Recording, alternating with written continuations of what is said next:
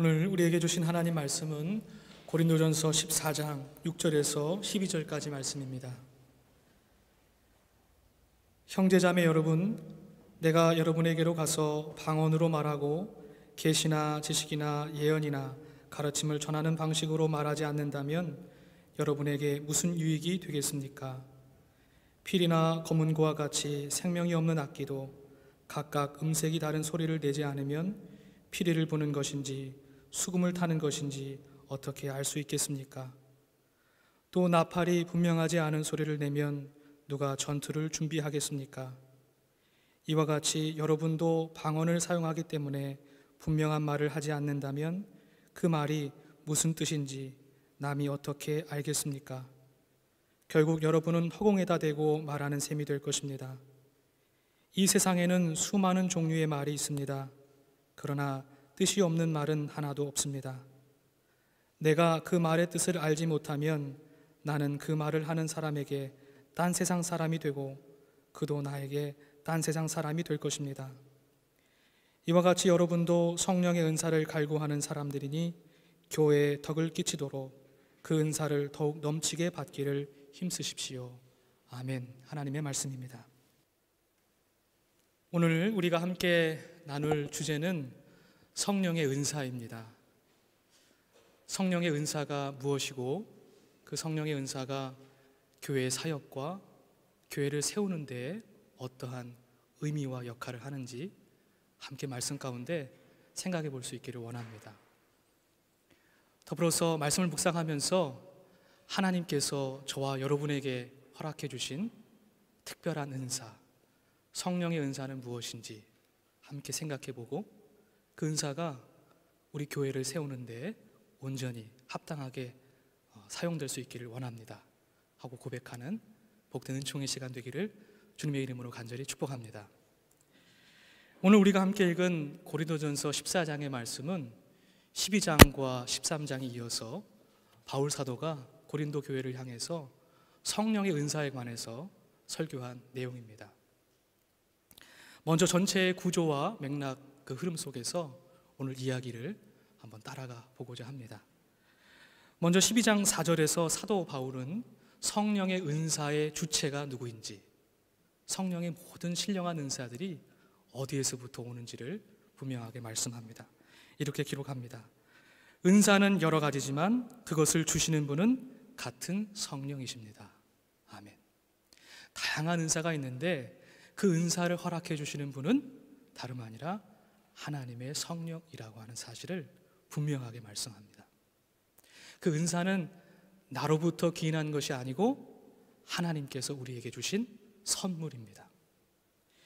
이후 12장 8절에서부터 10절까지는 그 다양한 은사들이 열거되고 있습니다.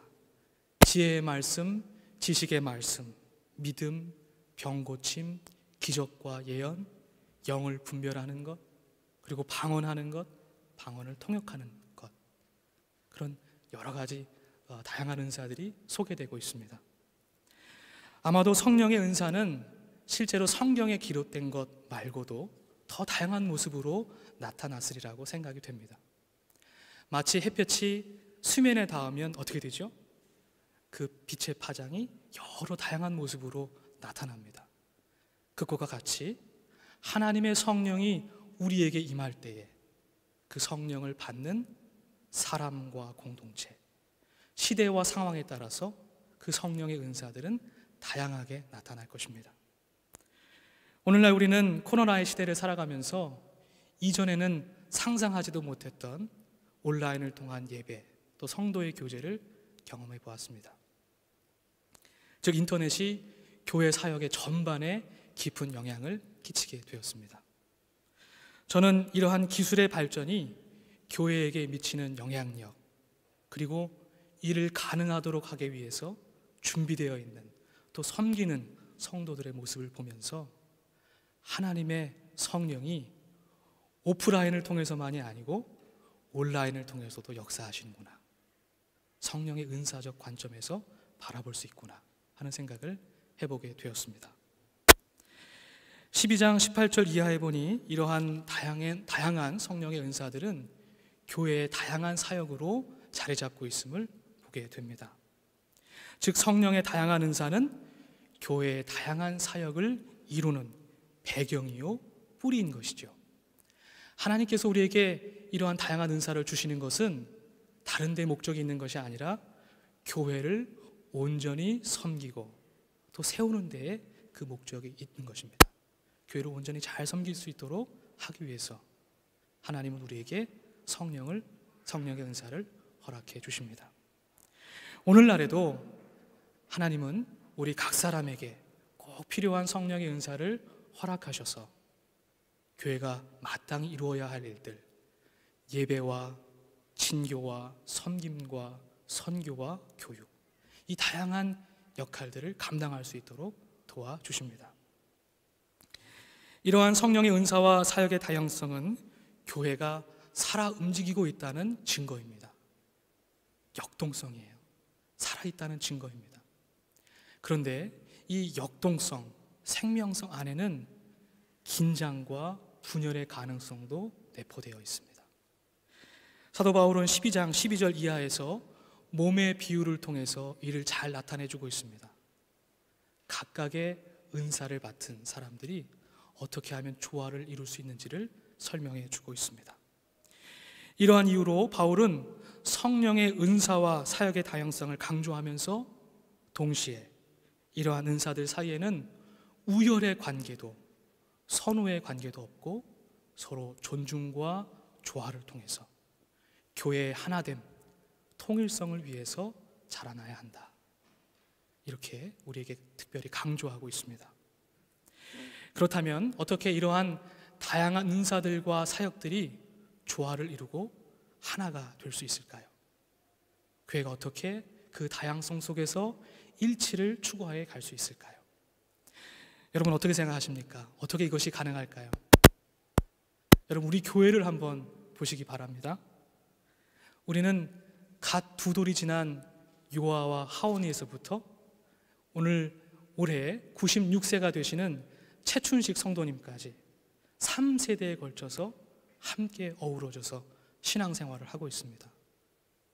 세대와 연령 또 성별, 우리가 누리고 있는 문화와 출신 다 다릅니다.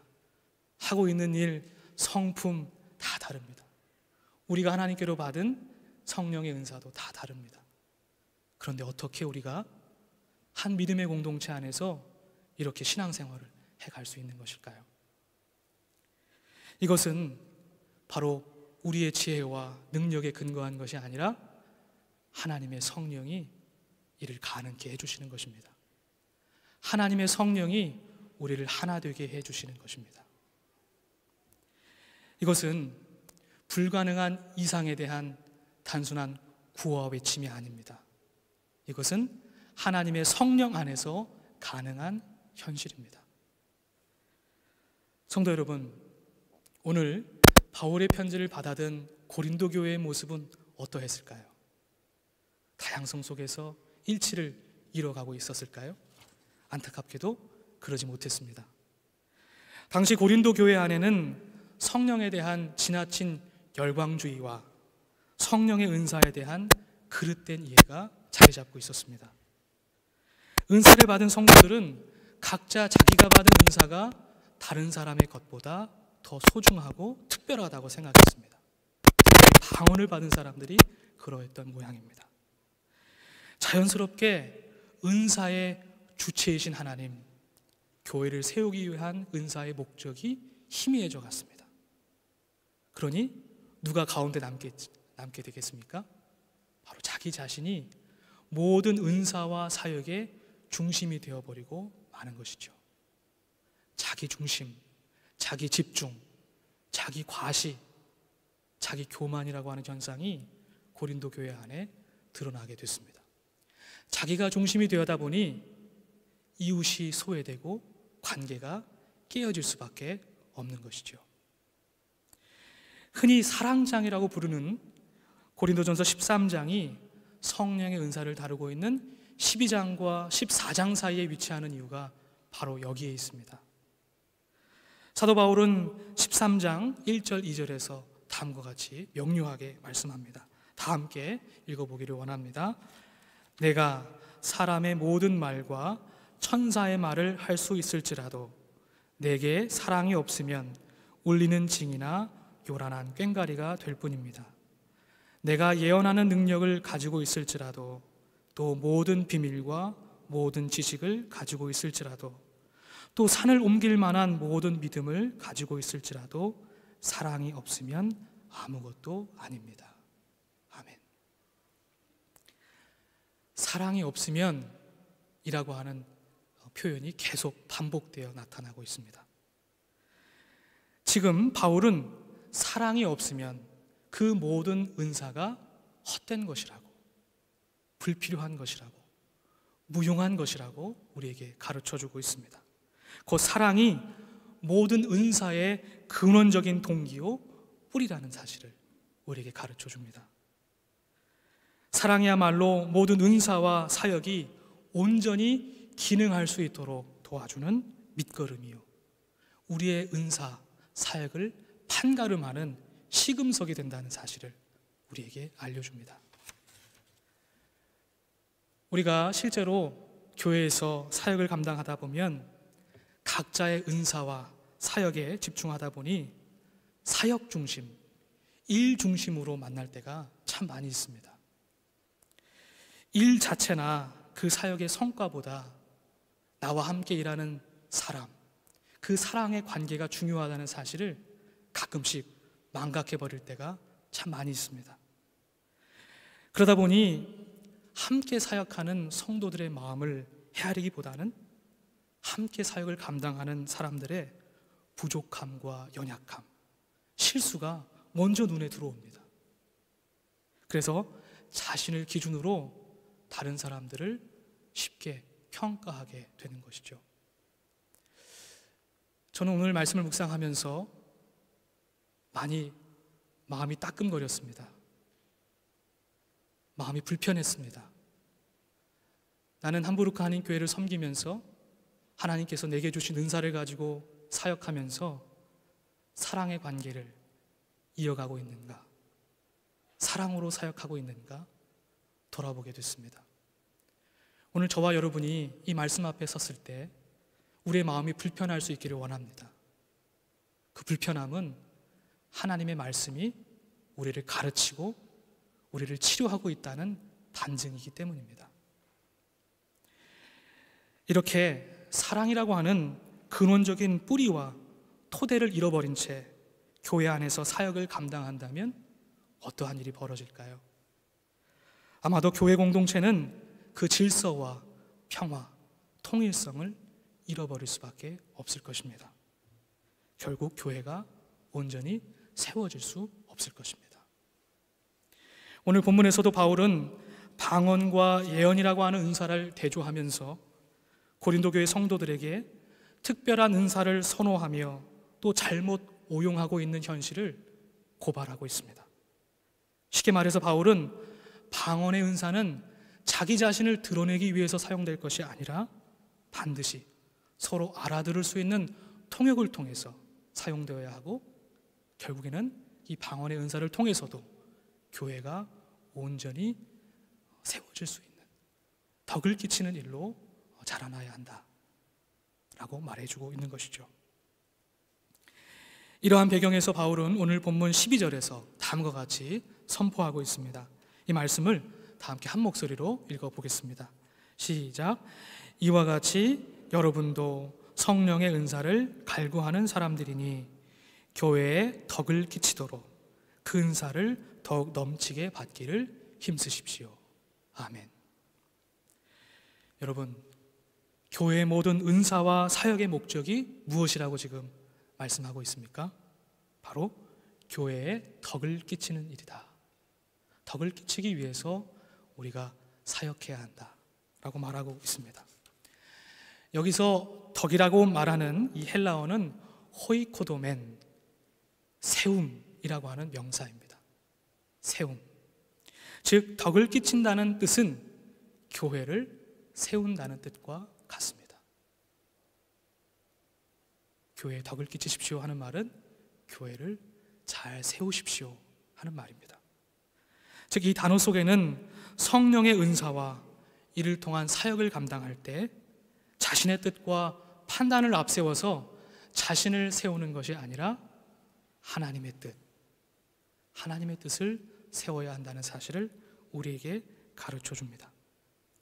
더불어서 12장, 13장, 14장 이 문맥과 구조 안에서 보면 우리의 은사가 온전히 사랑에 뿌리 내릴 때, 사랑에 터잡고 있을 때에만 우리의 은사가 교회를 세우는 데, 덕을 끼치는 데에 사용될 수 있다는 사실을 분명하게 말씀하고 있습니다.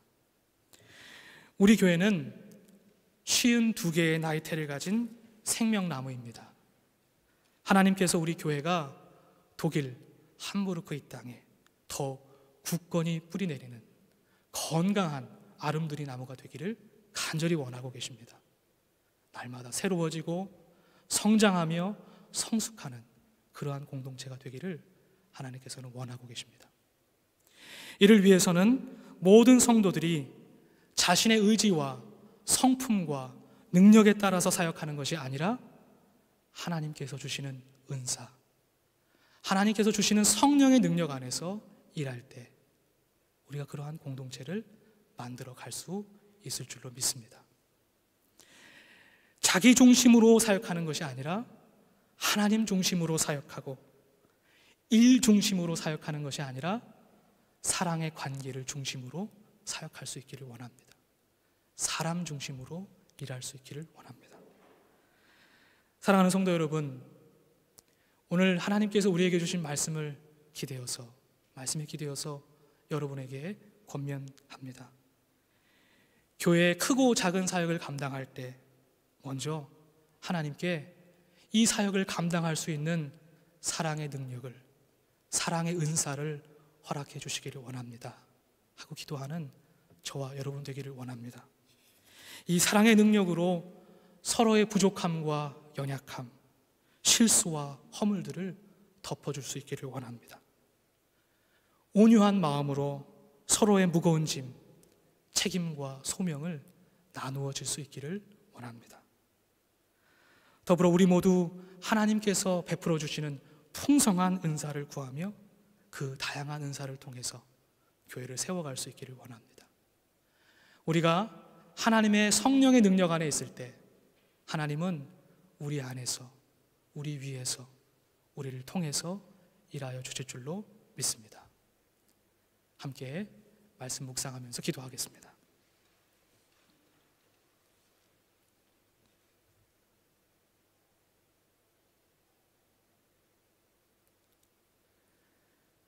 하나님, 그리스도 예수 안에서